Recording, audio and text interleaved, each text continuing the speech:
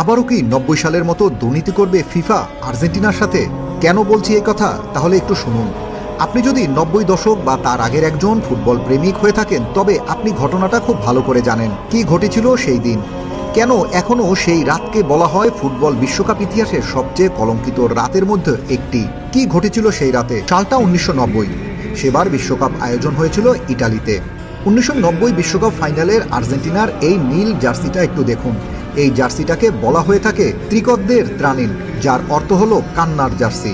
মাঠের ঠিক মাঝখানে ডিয়াগো আর্মান্দো ম্যারাডোনা যখন গলায় রানার্স আপ মেডেল ঝুলিয়ে সেই নীল জার্সি পরে হাউমাউ করে কেঁদে উঠেছিলেন, সেই সাথে কেঁদে উঠেছিলেন পুরো বিশ্বের ম্যারাডোনার লাখো কোটি ভক্তরাও। কিন্তু ম্যারাডোনার সেই কান্না কি শুধুই হারের কান্না ছিল? মোটেও না। ওটা ছিল ফুটবল খেলার ইতিহাসের সবচেয়ে বড় ট্র্যাজেডি, আর এক নোংরা প্রহসনের বিরুদ্ধে এক ফুটবল কিংবদন্তির অসহায় আর্তনাদ। আর ফাইনালের ঠিক আগে সাসপেন্ড হয়ে গিয়েছিল মূল একাদশের ৪ জন তারকা।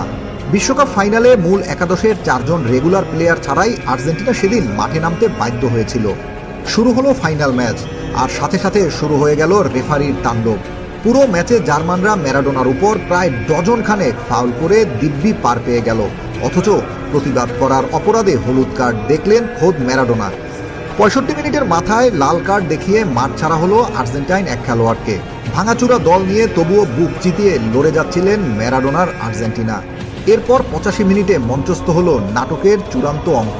পেনাল্টি বক্সে হাস্যকরভাবে ডাইভ দিলেন এক জার্মান খেলোয়াড়, আর রেফারি যেন ঠিক সেই মুহূর্তটির জন্যই ওত পেতেছিলেন।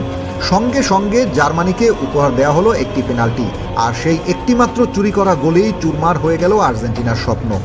এরপর ৮৭ মিনিটের মাথায় আরও একজনকে লাল কার্ড। আর্জেন্টিনার বিশ্বকাপের সংখ্যাটা যেন ব্রাজিলের সমান ৩টা না হয়, সেজন্যই এভাবে টুটি টিপে হত্যা করা হয়েছিল একটা গোটা জাতির আবেগকে। এটা ছিল ফুটবল ইতিহাসের সবচেয়ে কলঙ্কিত, সবচেয়ে সাজানো এক ডাকাতি, যার প্রতীক হয়ে আজও রয়ে গেছে ম্যারাডোনার সেই অশ্রুভেজা নীল জার্সিটা। আজ ৩৬ বছর পর আর্জেন্টিনা ব্যাক টু ব্যাক বিশ্বকাপ ফাইনালের মঞ্চে আবার। তাদের সামনে চতুর্থ ট্রফি জয়ের হাতছানি। তবে একটা প্রশ্ন মনের কোণে থেকেই যায়, তবে কি আবারও এমন অন্যায় হতে চলেছে আর্জেন্টিনার সাথে?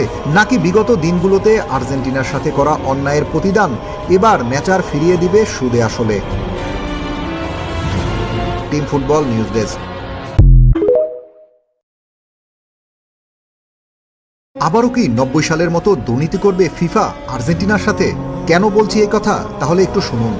আপনি যদি ৯০ দশক বা তার আগের একজন ফুটবল প্রেমিক হয়ে থাকেন তবে আপনি ঘটনাটা খুব ভালো করে জানেন কি ঘটেছিল সেই দিন।